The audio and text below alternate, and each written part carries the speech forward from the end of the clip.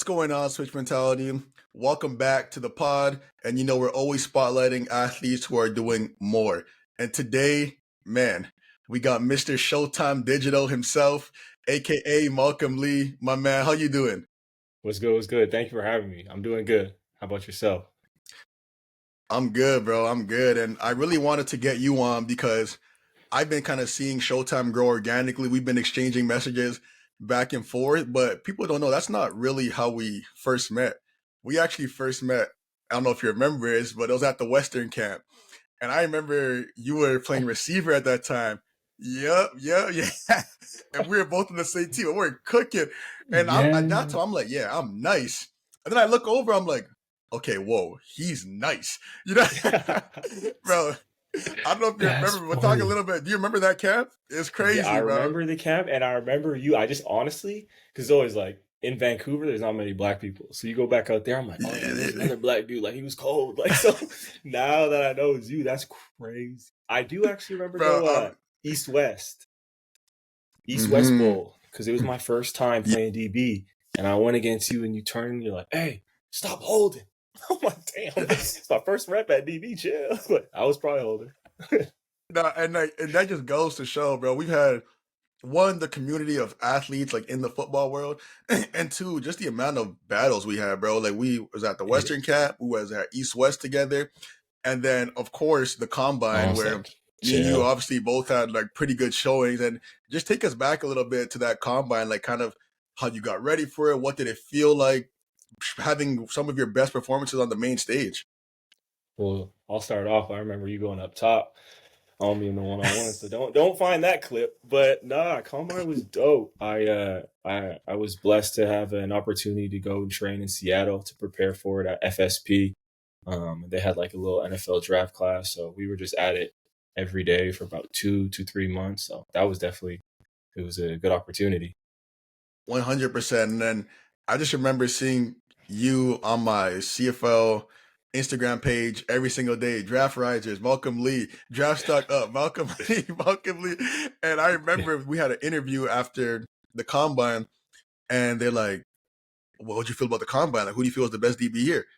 And I remember I'm like, it's Malcolm. Like, we had battles, and this is not our first time really. Like, we had East West, we had this, and we were going back and forth. So, I just wanted to shout you out on that because obviously you made me a better player, and just that experience in itself was, I still think about it sometimes. It was crazy. Oh man, I appreciate it. It goes the same way.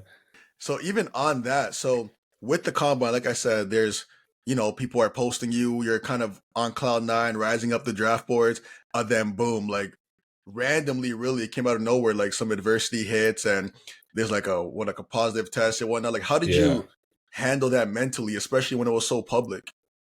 Yeah, I mean, I'm kind of the guy that's always I never really cared about what anyone said outside my circle.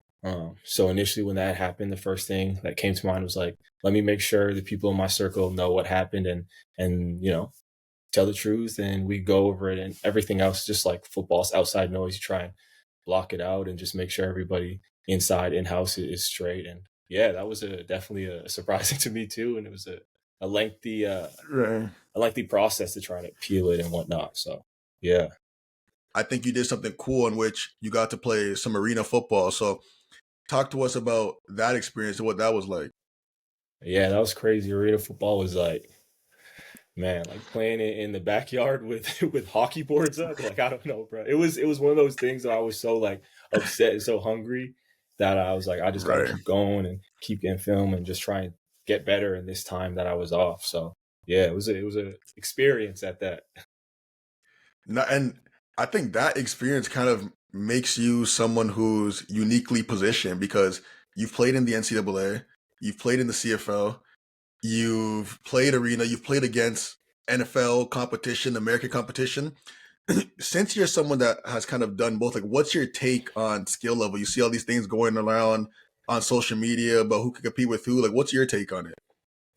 I mean, I think at the end of the day, it's football. Obviously, you're going to have those outliers, those 1% that are different. But at the end of the day, it's football, and it really comes down to just your mindset and how you carry yourself and how you like carry yourself on the field. If you believe in yourself, I think that's the biggest difference between what we got going on here and down south.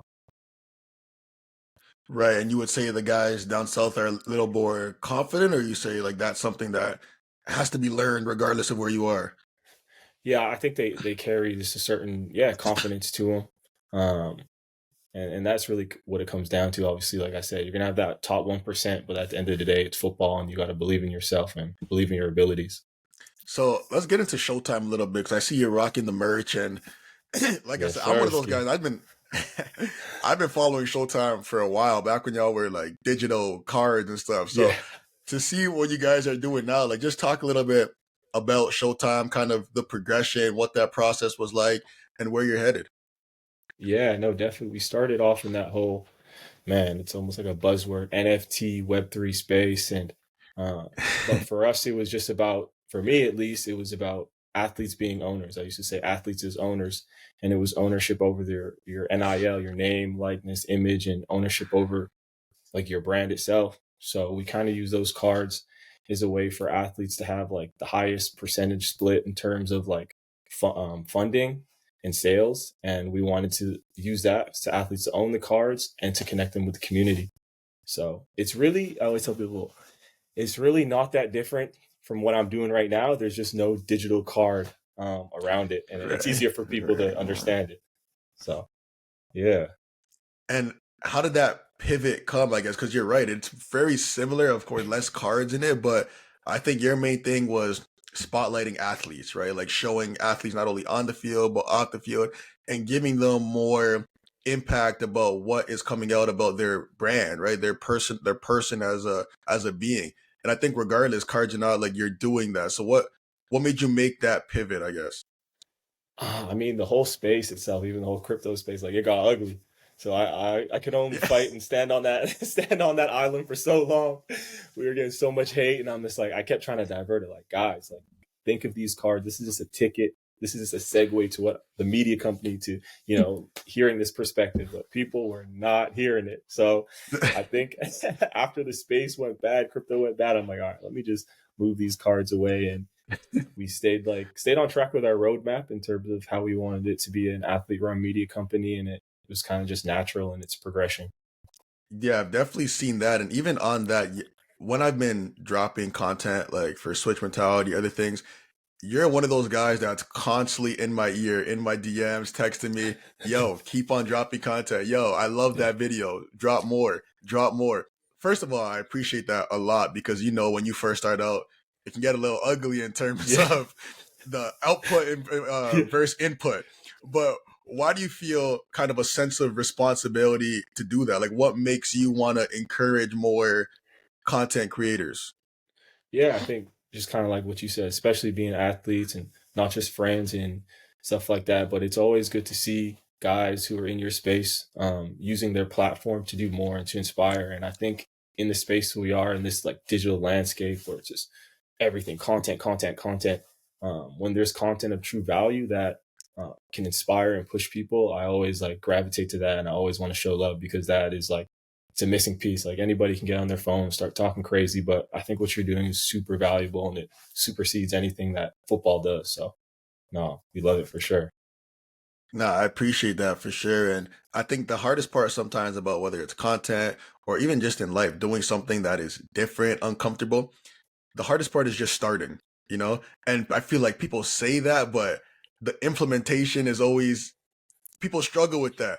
So, what would you say to people, someone who's literally organically built an athlete, self run social media platform that's now more than just a social media page? What would you say to people who are looking to make that jump, who are looking to start on that journey? I think like with everything in life, you got to have like a solid why. And whatever that is for each person, I think you got to know your why, know what you want to get accomplished and really just lock in. And you're going to take some hate. You're going to have to block everybody out. But if your why is, I want to say strong enough or motivates you enough, then you're just going to push past it. And, the cream always rises to the top. So just keep working. What's your why? It's funny people ask me this. I kind of break it down. Like I'll always default to God. For me personally, I think whether it's football or whether it's this, God blesses us with um, like a motivation. He gives us a skill. He gives us a passion. So for me, first and foremost, it would be just to be able to fulfill that. and not kind of waste that talent. So for sure, first would be God, and second it would just be for the other athletes like yourself, and like for those to come and those who are still here, being able to be that voice or that platform or spark some type of like motivation. I think in a place where anybody can go on Twitter or anybody can talk a lot of shit, um, providing that player perspective for our peers, for our teammates, is something that drives me every day. So yeah. And you are definitely providing that inspiration and motivation. 'Cause like I said, I've been following you guys since you were digital cards, and just to kind of see the progression, and you're doing football and basketball, and you're doing former players and talking about team ownership. And I think that's really important. I want to touch on that a little bit too. Like, why is that something you want to spotlight? Of course, you're interested in players doing more, but when it comes to team ownership, that's usually not something guys really discuss. Like, why do you think it was important to put a spotlight on that? Yeah, I mean, I think it was just a bunch like right timing. So with Edmonton and with the Halifax thing, and definitely shout out to Garrick Jones and Fancentric and his company. He actually he reached out and he talked to me about sort of their plan in terms of ownership, and brought me on with their team and kind of showed their vision. Show for me, I was like, damn, like this is definitely a blessing. It's something I want to be a part of, and something that we're already doing at a lower scale. Right. So we kind of just it kind of just worked like organically, and we're yeah. A follow up to that, it seems like you're always trying to, in a sense, like whether encourage people or help people or something of that regard. And I know you're obviously involved with NFL, bringing NFL flag to Vancouver. You're running caps, you're running camps, you're working with Pathfinder Youth Center. Like, why is the community so important to you? Like, what kind of what instilled that into you? I think it was just how I grew up. It was always like super community based. It's like you hear it takes a village to raise a kid or something like Hmm. that. I feel like whether that was my football life, my uncles played pro, my dad, my brother, and it was all like a group effort for me to grow up and learn. Likewise in the community, I think like we get this platform, and it would be a disservice to be able to have this influence, this reach, and not give it back. And it's a cycle. So I just want to contribute to the cycle while I'm here.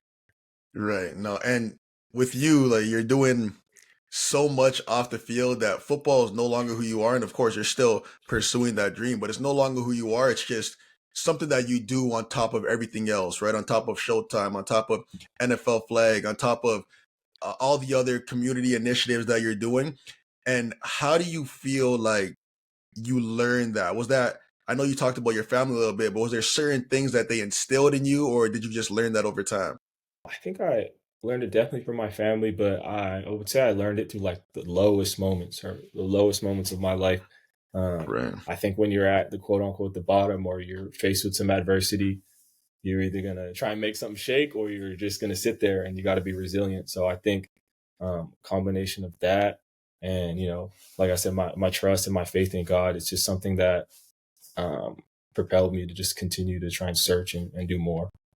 Doing more again with Showtime, like it's growing and growing and growing. And in the next 5 years or so, where do you see Showtime going? Hmm. Man, there's a few things. Like I'm one of those guys who just I could sit here and give you 1,000 ideas. But personally, I think I want it to definitely still be that that platform for athletes to come in here and talk and whatnot, and be able to just share their perspective. But I also really want to connect the current pros to the grassroots level. Um, Here I am plugging my own stuff, but we have an app coming out Plug end it, of the plug it. year. Yeah, and it's really just connecting younger kids at the grassroots levels to current pros, whether that's film, nutrition, mental health. So we're going to combine that in, and hopefully that'll be the foundation of really what Showtime is. Just so guys that are younger than us can be better than us and take it that much further. And that sounds amazing. 'Cause I think that's, you talked a little bit about community before, but that's what it's about, right? Because nobody gets here by themselves. So I always love when a key motivation for guys is giving back to the next generation, because without the previous generation, I don't get here. And I'm never blind to that fact. So I love that that's something that's always on your mind. And that's one of your key pillars when it comes to discussing Showtime. Yeah, no, definitely, definitely. And one thing you always talk about when you post on Showtime is like for the athletes. I again, very player Yeah. empowerment, which I love. And I guess with the Showtime athletes and switch mentality athletes who are going to be watching this, what advice would you give to that next generation of athletes on the field and also off the field? I think on the field and off the field, it's really just you got to hone in on what you want to do. Maybe if you're super young, it's kind of tough to figure out what you want to do super specifically. But I think there comes, I sound old, like an old head. There's going to come a time in your life where it's like you got to decide. And when you make that decision, it's very white and black. Like, okay, I want to be a doctor. So if I got to be a doctor, this is boom, boom, boom, boom, boom. What I got to do? I can't do this. I can't do this. I want to go to the NFL. I got to be boom, boom, boom, boom, boom. And every decision you make daily should reflect what you say you want to be, and you should really be about it in that sense. So I think to the young guys, just have that decision, have that goal, and really lay it out and see it and go get it. Could have said it better myself. It's like the dream is free, but the work is sold separately, Yeah. and you can do it. You could say you want to do something. You could say you want to be a pro athlete. You could say you want to be a content creator. You could say you want to be a lawyer. Anybody can say anything really. But when you see what work goes into it, do you still want to do it?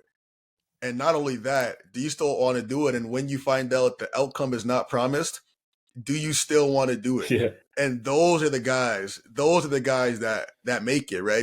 I love your advice because it's easy to say, it's another thing to do. Absolutely. Absolutely. Favorite teammate?